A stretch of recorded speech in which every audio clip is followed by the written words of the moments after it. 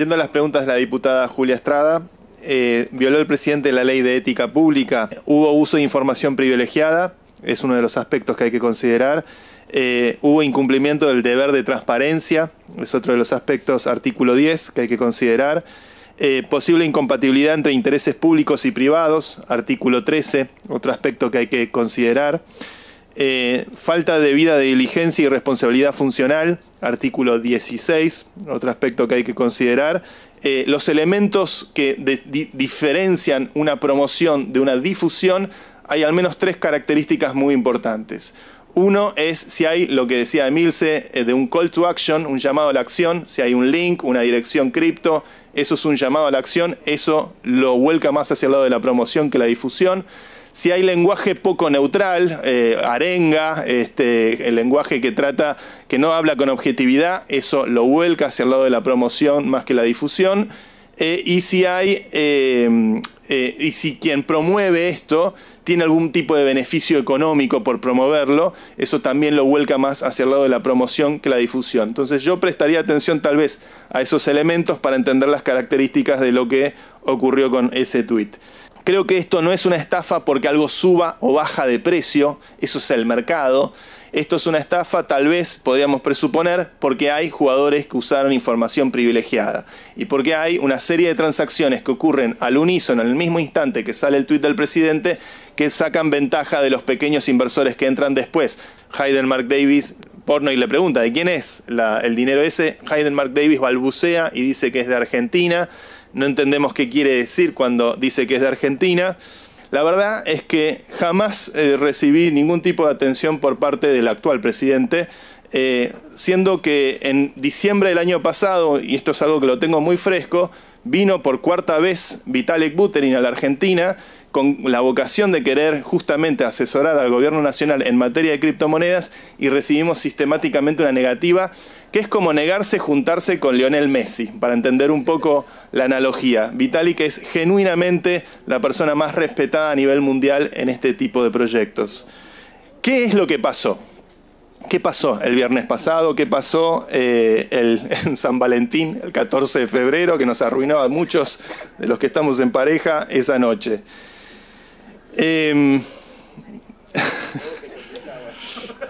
¿Estará el presidente en pareja? Me pregunto yo.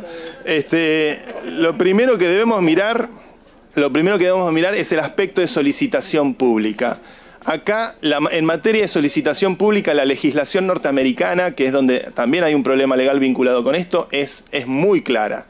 Yo esto lo aprendí mucho viviendo en los Estados Unidos. Desde la crisis del 29 en adelante, cualquier tipo de solicitación pública para invertir en un activo financiero tiene que ser reportado a la Comisión de Valores de los Estados Unidos, que es la famosa SEC, la Security Exchange Commission. Uno tiene que reportar, si va a pedir públicamente que se acceda a un instrumento de inversión, tiene que reportar a la SEC quiénes son los socios, cómo están repartidas las acciones o el activo que se esté promoviendo, y en qué momento, en qué fecha, en qué hora y lugar se va a hacer esa salida pública a hacer una solicitación para invertir en un activo. Si eso no se informa previamente a la SEC, se está infringiendo una ley muy clara, que es una ley que ha repercutido en muchos influencers norteamericanos. Está el caso de Kim Kardashian, que debió pagar una multa de $1 millón por haber promovido en Twitter una meme coin. Está el caso de Floyd Mayweather, que también tuvo una multa similar por haber promovido una meme coin. Entonces, el hecho de hacer solicitación pública y afectar a inversores norteamericanos para los Estados Unidos, también cosa que aprendí viviendo en ese país, para los Estados Unidos su jurisdicción es cualquier lugar donde haya un dólar estadounidense. Ellos no se ajustan a su territorio, sino que tal vez en una vocación más imperial se ajustan a cada lugar donde hay un dólar dando vueltas. Entonces, esto afecta a inversores norteamericanos. En el mundo cripto, en el mundo de las noticias de las criptomonedas, los medios internacionales de los Estados Unidos están hablando de esto como si fuese la gran noticia de los últimos años. No hay influencer o actor relevante del ecosistema cripto a nivel mundial que no esté atravesado por este tema y que no esté dando una opinión formada en este tema. Por lo cual, también es un escándalo dentro del ecosistema cripto, no solamente dentro de nuestro país, sino a nivel internacional. Por lo cual, el hecho de la solicitación pública me parece que es algo a mirar. Si difundió, si promovió, será cuestión de la justicia determinarlo. Los elementos que diferencian una promoción de una difusión, hay al menos 3 características muy importantes. Uno es si hay, lo que decía Emilce, de un call to action, un llamado a la acción, si hay un link, una dirección cripto, eso es un llamado a la acción, eso lo vuelca más hacia el lado de la promoción que la difusión. Si hay lenguaje poco neutral, arenga, el lenguaje que no habla con objetividad, eso lo vuelca hacia el lado de la promoción más que la difusión. Y si quien promueve esto tiene algún tipo de beneficio económico por promoverlo, eso también lo vuelca más hacia el lado de la promoción que la difusión. Entonces yo prestaría atención tal vez a esos elementos para entender las características de lo que ocurrió con ese tweet. La regulación en los Estados Unidos es muy clara. Se habló del contexto de Solana. Solana es un blockchain que tiene una particularidad, creció mucho en los últimos años porque sacrifica descentralización a favor de bajos costos, bajos precios, bajas comisiones. Solana tiene una arquitectura que permite hacer muchos trades a muy bajo costo, lo cual atrae a la especulación, más que en el caso de Ethereum, donde tal vez los costos de transferencia son relativamente mucho más altos que en Solana, pero Ethereum da mayores garantías de descentralización, de que la información es inmutable y nadie la pueda modificar. Solana, en su arquitectura de la información, sacrifica descentralización para lograr un blockchain de bajas comisiones, lo cual tiende a atraer jugadores más especuladores que les divierte y juegan con estas meme coins. En general, las meme coins no son vistas con un halo de seriedad por parte del ecosistema, como sí ocurre con muchos de los proyectos que se hacen sobre el ecosistema de Ethereum, que es el segundo blockchain más importante en relevancia después de Bitcoin. Bitcoin no es programable, Ethereum sí es programable. Pero bueno, Solana creo que es justamente un contexto donde atrae este tipo de proyectos. Hay que mirar, la data del blockchain muestra que hay 4 direcciones. Esas 4 direcciones son que hoy administran los $100 millones, que aparentemente, por los dichos de Hayden Mark Davis, estarían bajo el control de Davis y de sus socios. Habría que entender quiénes son los responsables detrás de esas direcciones. Como bien decía Guido, 3 de esas 4 billeteras son multisigs. Eso quiere decir que los fondos se mueven con múltiples firmantes. Hay 3 firmantes autorizados por cada billetera. Con 2 de los 3 firmantes firmando la transacción se pueden mover esos fondos que están ahí a la vista de todos.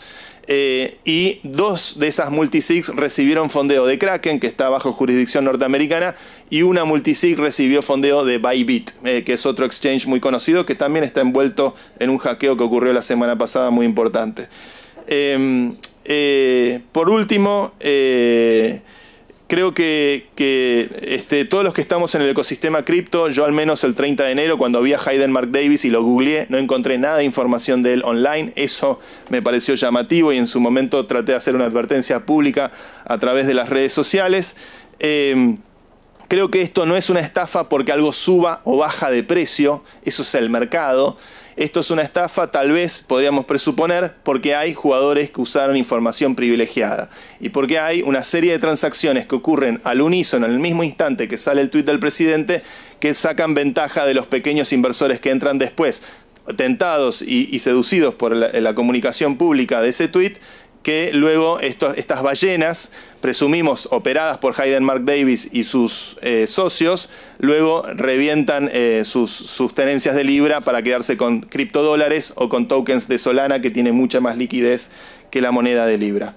Por último, para cerrar, creo que Argentina, recordemos el nombre, Argent quiere decir plata. Somos un país que tiene una historia interesantísima vinculada con el mundo financiero, prácticamente desde su origen. Creo que acá hay una oportunidad extraordinaria como país. La gente del sector cripto, o al menos mucha gente con la que yo converso y lo que trato de representar como mensaje, siempre recomendamos, por ejemplo, que Argentina adopte el Bitcoin. El Bitcoin es oro digital, está hace 15 años operando. Yo la primera vez que hablé de Bitcoin en 2011 cotizaba a $1, actualmente está cotizando a $87.000 la unidad. Bitcoin es la red que tiene mayor sistemas de defensa para que nadie pueda modificar sus reglas de juego Y cuando digo nadie, digo ni el Estado chino, ni el Estado norteamericano, ni el Estado ruso. No hay potencia en el mundo que pueda modificar las reglas de juego de Bitcoin, y justamente esa es la gran oportunidad que tiene un Estado como el argentino, tal vez de poder seguir los pasos que hizo El Salvador, pero siendo un país G20 con muchísima más relevancia económica a nivel mundial, o tal vez siguiendo los pasos que el propio Donald Trump ha planteado de hacer una reserva estratégica de Bitcoin para los Estados Unidos. Argentina no tiene ni siquiera que salir a comprar el Bitcoin. Podría usar un recurso inteligente como vaca muerta para poder minar ese Bitcoin usando el gas de venteo o desperdicio energético que hoy no se usa para nada. Tenemos realmente los recursos como para poder hacer decisiones inteligentes con esta economía que permitan robustecer nuestras finanzas públicas y que permitan darle a la Argentina soberanía. Soberanía, que no seamos un país tan dependiente tal vez del petrodólar, que es el nombre completo del dólar estadounidense. Con eso cierro mi alocución, les quiero agradecer a todos la atención y estoy para simplemente aportar información. Yendo a las preguntas de la diputada Julia Estrada, ¿violó el presidente la ley de ética pública? No soy abogado, no estoy en condiciones de poder determinar efectivamente en términos legales si eso ocurrió o no ocurrió. Sí, hice algo que a mí me gusta recomendar mucho, que es usar inteligencia artificial para tratar de determinar qué aspectos de la ley al menos están atravesados por esto. Hubo uso de información privilegiada, es uno de los aspectos que hay que considerar. Hubo incumplimiento del deber de transparencia, es otro de los aspectos, artículo 10, que hay que considerar. Posible incompatibilidad entre intereses públicos y privados, artículo 13, otro aspecto que hay que considerar. Falta de debida diligencia y responsabilidad funcional, artículo 16, otro aspecto que hay que considerar. La inteligencia artificial hace un veredicto, pero me lo voy a reservar para la gente que específicamente tiene la preparación para poder hacer una consideración si hay una violación de la ley de ética pública o no. Pero bueno, evidentemente es algo que está atravesado por varios aspectos de cómo opera esa ley. Hubo empresarios con información privilegiada. Acá el Telebim que aportó Fernando Molina, que hizo un trabajo impecable de análisis de blockchain y es realmente un especialista en la materia, me parece que es contundente y muy claro en la creación del pool de liquidez 10 minutos antes del tuit del presidente. Y en esos segundos donde aparecen estas 74 transacciones millonarias que se anticipan por 22 segundos al tuit del presidente. Es casi extraordinario ese dato, yo lo resaltaría y me parece que indudablemente la justicia tanto de la Argentina como de los Estados Unidos seguramente pondrá el ojo sobre ese evento porque es muy llamativo, es realmente muy llamativo. Después circularon chats, circularon versiones de Hayden Mark Davis diciendo que él estaba buscando extraer el máximo valor posible, hablando con socios con los que trajo a este proyecto, por lo cual evidentemente creo que hay que poner mucho los ojos sobre Hayden Mark Davis. ¿Es fácil acceder a esta plataforma para comprar Libra? Aquí el colega decía, bueno, que le llevó una hora confirmar la transacción. Es verdad que cuando hay muchísimas transacciones en el blockchain se genera una suerte de congestionamiento y hasta que finaliza la transacción puede transcurrir mucho tiempo. Hay que tener para poder acceder hay que bajar una wallet, la más popular es una que se llama Phantom, que funciona con múltiples blockchains, pero es muy usada por el ecosistema de Solana. Y con Phantom uno se crea una clave privada y rápidamente ya puede interactuar con el blockchain de Solana sin tener que identificarse, porque no es una billetera que mueve dinero fiat, sino que es una billetera estrictamente cripto.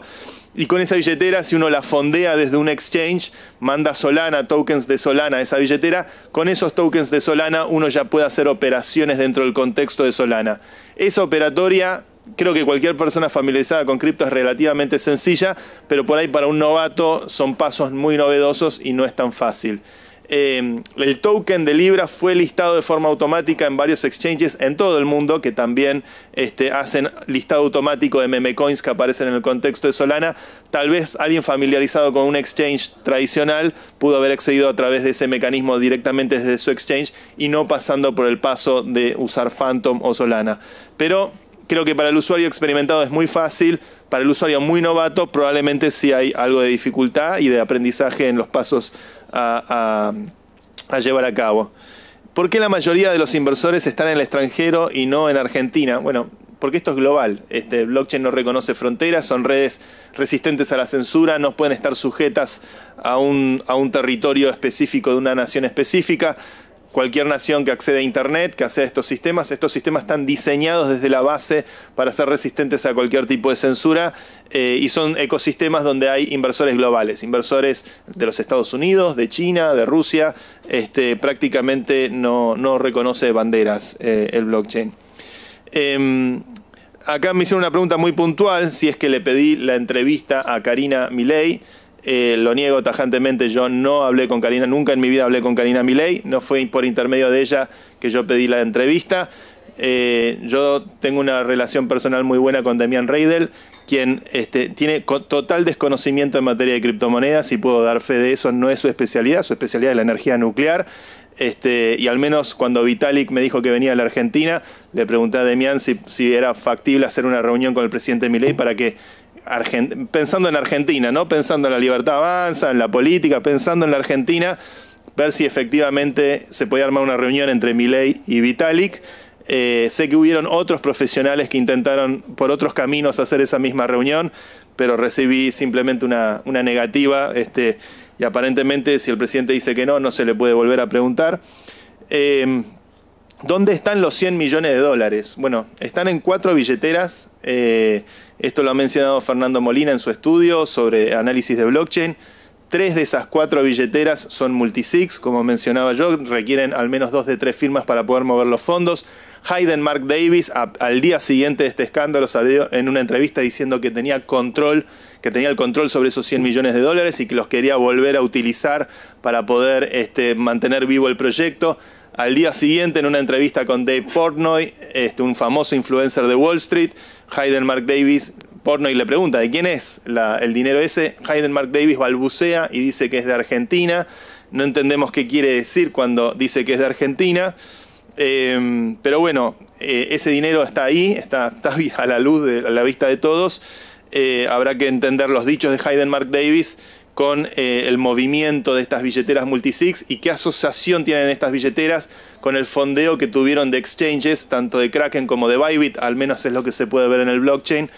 Si esos exchanges pueden proveer información en una causa con respecto a las identidades legales que están asociadas a eso. Sí.